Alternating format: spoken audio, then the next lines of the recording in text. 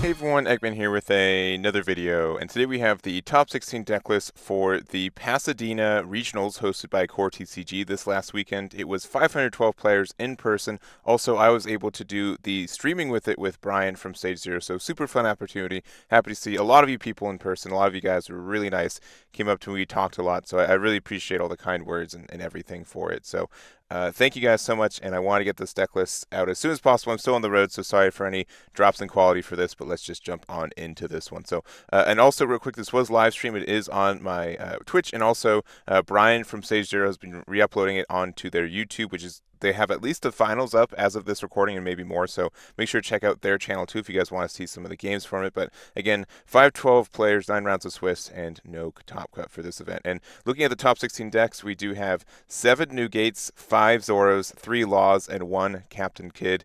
And I also do have this is a little bit approximate, but the leader breakdown for this one too. So as we see, Newgate and Zoro still very, very good in their, percentage of people playing it versus the amount of top. Obviously, they're the top 2 decks people are playing, like obviously the top 3 with these. So not too surprising there, but it's kind of how it is. And obviously, we've been in this format for a really long time. And I know a lot of you guys are like already typing, "Oh my gosh, red topped again," or some sarcastic comment like that. And I get it.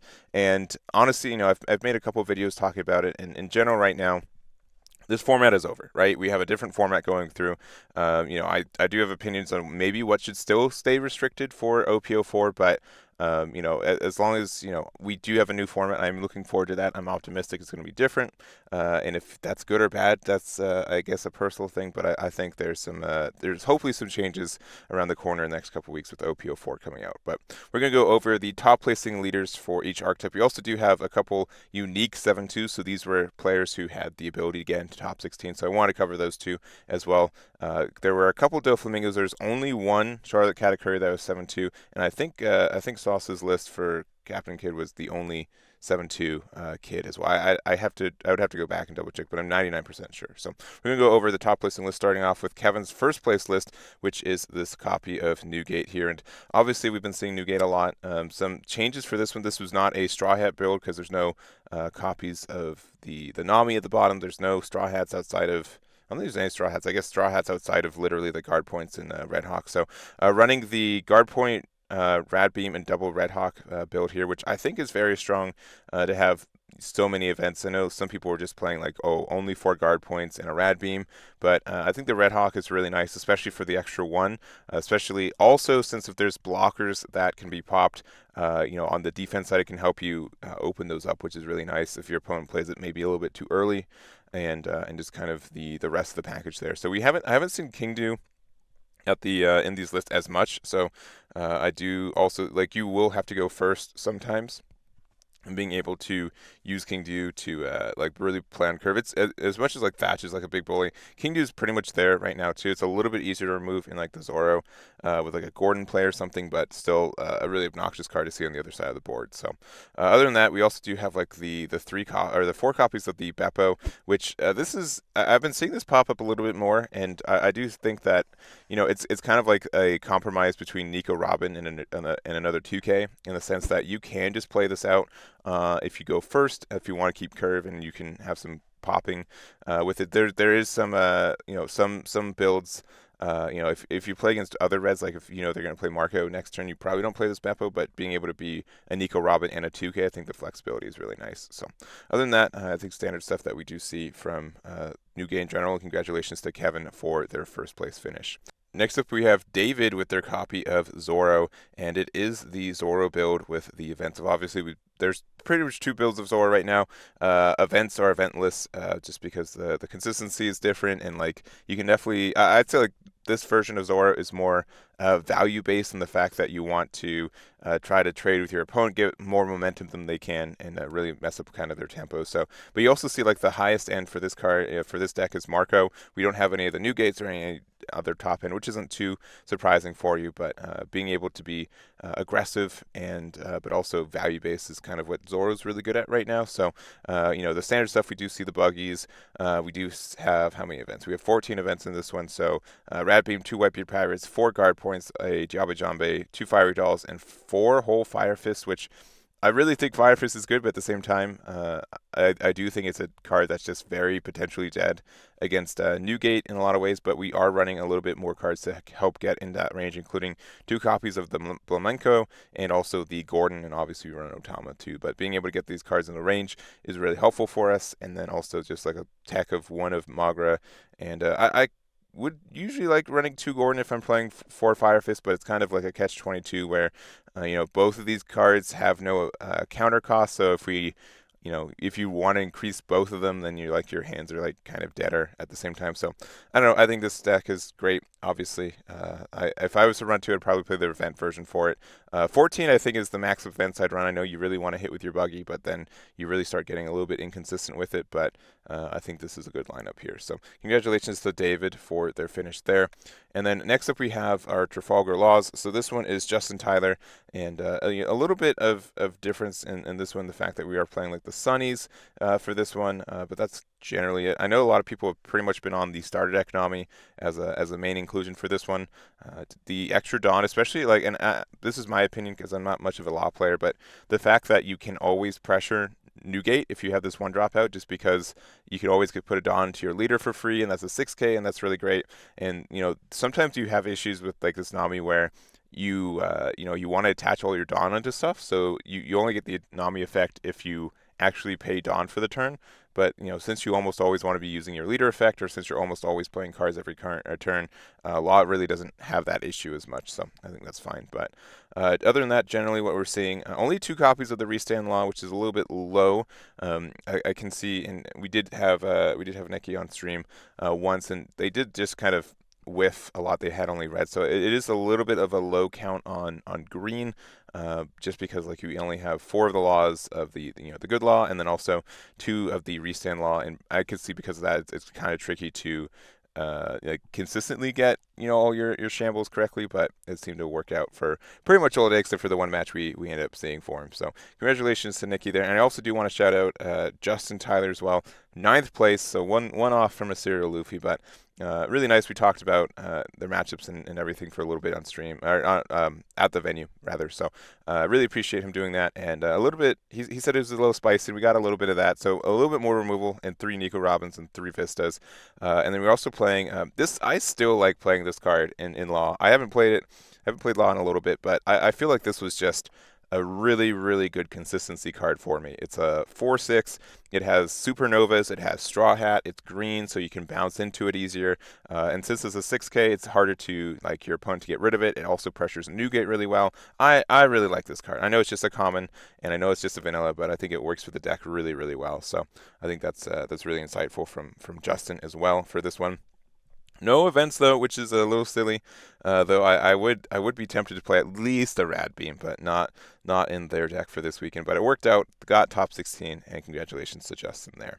Next up, we have our only red deck in the top 16. This is Sauce, also known as TheStrongestWizard. Make sure to check them out. I'm going to have his YouTube in the description. There's going to be a bunch of YouTubes I recommend in the description for this video. But playing the Useless Kid, and me and Brian on stream had a lot of discussions if we like the film version or the Supernova version. I've been having this conversation for the last week or two, and in general, I do like the Supernova version a little bit more right now. I think that there's a lot of decks it does really well against, and I think Kid does have the potential to be really, really good against Newgate in the fact that you can do, your double swing every turn if you need to, if you're not afraid of losing the next turn. And Newgate, as much as defense as it has, as many blockers as it has, sometimes it just can't get around it. So I think that's really strong for you. But generically, just going through the deck, nothing I would say too different from builds I've been seeing. We do have the 1 copy of Krieg. We also have the Basil Hawkins, which is nice. 4 of Law, which this is a little bit expensive, but at 4 copies of it. But since look how many cards that don't have counter in this build. It's pretty much this entire bottom row, right? We have 2 Cat Vipers, which I do like the idea of this. It's a searchable blocker from Momo, and you can play it off your Useless Captain Kid. But it is I really wish this card had counter. I don't know why it doesn't have counter. We also have the Yamato, which is great for on curve. If you're playing second, this is probably one of the best 4 drops to play, because you play it, you rest something your opponent played, and you're able to attack over it. The Laws, 1 X-Drake, which is the only counter down here. 1 Basil Hawkins, and then the Krieg, and also the 8-drop Captain Kid. So I think all these cards are strong, and they help the deck, obviously, but again, I can imagine there are a lot of times when you're like, man, I mean, these are the cards I want to play, so I'll play them immediately, but I definitely need some of that back. So, but I do think like the law with the Cat Viper means that you can just bounce back something you played earlier, put Cat Viper out, so you kind of clear in your hand like a 2-for-1 there, which is nice, but there we go there. And then a 4-Punk Gibson, which is just fantastic for you. So those are those, and congratulations to Strongest Wizard for their finish there. And then we got 2 more decks. These, again, were not in top 16, but I did want more decks to talk about, and these were both, and since I had the access to more. So this is Sage's kekfila's list there. So it's, again, make sure you follow kekfila on YouTube as well. Had a super good run, and I know he did really well in the side events day 2 as well, including winning a box.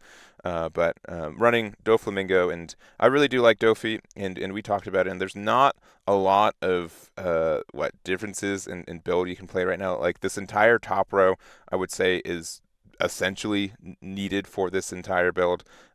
Maybe like you could change your 2K from Kai if you want to, and if you have like the ability to get one more Jinbei, maybe do it. I think Zoro is obviously very present. This card's really good against Zoro. And then everything else is just pretty understood. And then also we do have like the Pacifistas. People learn 2 or 3 copies of it. 4 copies of Mihawk I think is pretty standard at this point. And then the Gum Gum Rain, which is I like running 1 or 2 of these because sometimes since you run so many Mihawk, it helps you out there. And then 4 Love Beams and 3 of the 3000 Worlds, which obviously this card is really strong, and I think only going to get better next set too. But as blue gets a little bit more popular and relevant, but it's pretty understood. But I think this is a deck that takes a lot of knowledge and a lot of mechanics to figure out. And obviously, like the top 5 is usually just a decision maker for a lot of people, but happy to see that Sage did well, and congratulations for their 17th place there.